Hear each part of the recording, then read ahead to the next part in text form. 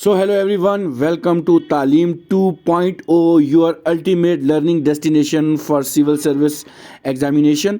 So आज के इस वीडियो लेक्चर में हम आपके साथ डिस्कस करेंगे green carbon and blue carbon. और ये वाला जो टॉपिक है आपके आईएएस प्रीलिमिनरी एग्जाम 2025 के लिए बहुत ज़्यादा इंपॉर्टेंट है, क्योंकि इन्वायरमेंट में से काफ़ी सारे क्वेश्चन आपको देखने को मिल सकते हैं। So this video is specially target for UPSC preliminary exam 2025। सो अब इस टॉपिक को हम शुरू करते हैं। सो आपके स्क्रीन पे रहेगी पहली स्लाइड। अगर हम ग्रीन कार्बन की बात करें, ग्रीन कार्बन क्या है? Green carbon is the carbon stored in plants and soil of natural ecosystem. तो ये वो वाला कार्बन है जो कि कहाँ पे स्टोर्ड होता है, जो कि प्लांट्स में स्टोर्ड होता है एंड सॉइल ऑफ नेचुरल, याद रखें बहुत इंपॉर्टेंट है, नेचुरल इको सिस्टम। ठीक है, ये बात रखें। And it also play a whittle part of the global carbon cycle. ठीक है जी, अब हम बात करेंगे। Green carbon is a carbon removed by photosynthesis. जो ग्रीन कार्बन होती है ये वो वाली कार्बन होती है जो कि फोटोसिंथेसिस के द्वारा इसको रिमूव किया जाता है, निकाला जाता है एंड स्टोर्ड इन प्लांट्स में स्टोर की जाती है, प्लांट्स में स्टोर होती है and soil of natural ecosystem and is a whittle part of global carbon cycle. तो ये वाला जो पार्ट है बहुत ज़्यादा इंपॉर्टेंट है ग्रीन कार्बन। अगर एक और वे में देखा जाए, अगर ग्रीन कार्बन एक और वे में समझा जाए क्या है ग्रीन कार्बन, क्योंकि ये टॉपिक बहुत ज़्यादा इंपॉर्टेंट रहते हैं आपके यूपीएससी एग्जाम्स के लिए। Green carbon refers to the carbon stored in the terrestrial. ठीक है, याद रखें क्या है ये? टेरेस्ट्रियल प्लांट्स, या वही बात करें हम नेचुरल इकोसिस्टम, साइल का जो नेचुरल इकोसिस्टम है वहां पाया जाता है। अब अगर इसकी वो पूछ लेंगे जी ग्रीन कार्बन की एग्जाम्पल बताएं, तो अगर इसकी एग्जाम्पल की बात चलेगी तो इसकी एग्जाम्पल आएंगे हमारे पास जितने भी फॉरेस्ट हमारे होंगे, उसके बाद हमारे जितने भी ग्रास लैंड्स हैं वो सारे इसके अंदर आ जाते हैं, जितने भी वेट लैंड्स हैं वो सारे आ जाते हैं। It is the vital part of the global carbon cycle. It playing a crucial role in regulating. ये क्या करता है? Regulating carbon dioxide level. जितना भी कार्बन डाइऑक्साइड लेवल है इसको रेगुलेट करता है। That green carbon is absorbed by the plant through photosynthesis, converting this atmospheric carbon dioxide into organic matter. तो ये इसको क्या करती है? ऑर्गेनिक मैटर में इसको क्या करती है? कन्वर्ट करती है। ये भी एक बहुत ज़्यादा इसका इम्पॉर्टेंट पार्ट है। फिर अगर इसके बेनिफिट्स की बात करें, क्योंकि छोटा सा टॉपिक है लेकिन ये वाला टॉपिक आ सकता है, अगर बेनिफिट्स की बात करें तो बेनिफिट्स क्या है?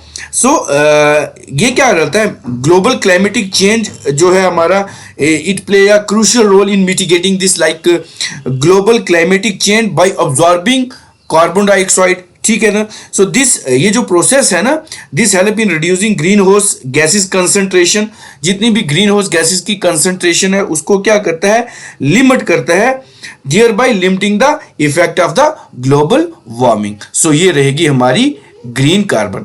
अब चलते हैं हम अपने ब्लू कार्बन के ऊपर। एक हमारे पास आ गई ग्रीन कार्बन और दूसरा रहेगा हमारे पास ब्लू कार्बन।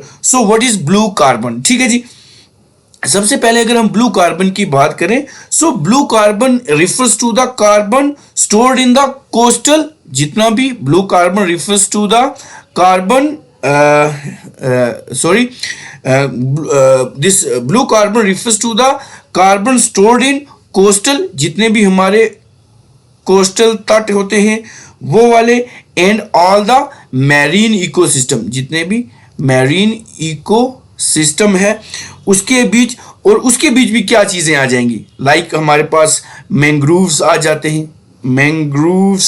हैं, उसके बाद सी ग्रास आ जाते हैं, उसके बाद सॉल्ट मार्श आ जाते हैं, सॉल्ट मार्शेस आ जाते हैं, ये सारे ब्लू कार्बन की श्रेणी में आते हैं। सो अब हम देखते हैं blue carbon refers to the coastal, aquatic, marine carbon sink held by the indicative vegetation. ये जो है ये सारी मैंग्रोव हो गई, सी ग्रास हो गई, सॉल्ट मार्श हो गई, ये सारी वेजिटेशन है, marine organism and sediments. Okay, अब रही बात, these coastal ecosystem are efficient at sequestering and storm carbon.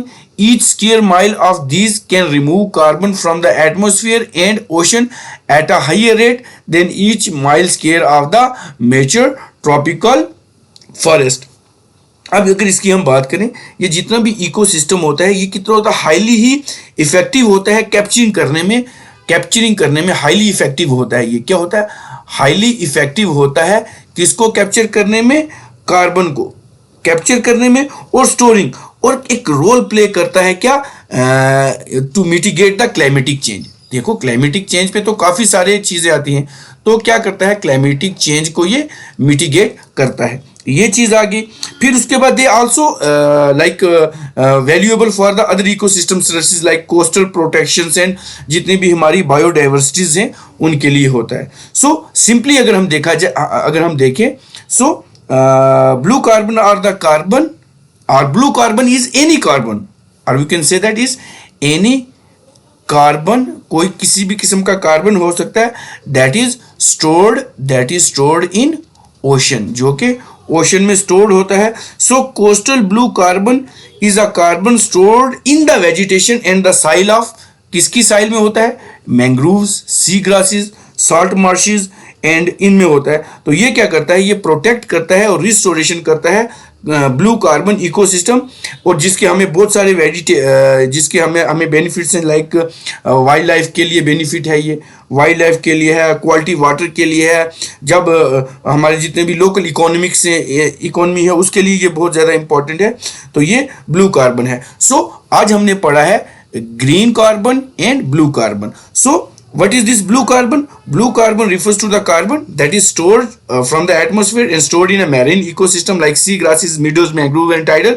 और अगर हम बात करें किसकी, this green carbon की, so green carbon is a carbon stored in a plant in the soil of natural ecosystem, और जो कि हमारा जितना भी ग्लोबल कार्बन साइकिल है उसके लिए बहुत ज़्यादा महत्वपूर्ण है।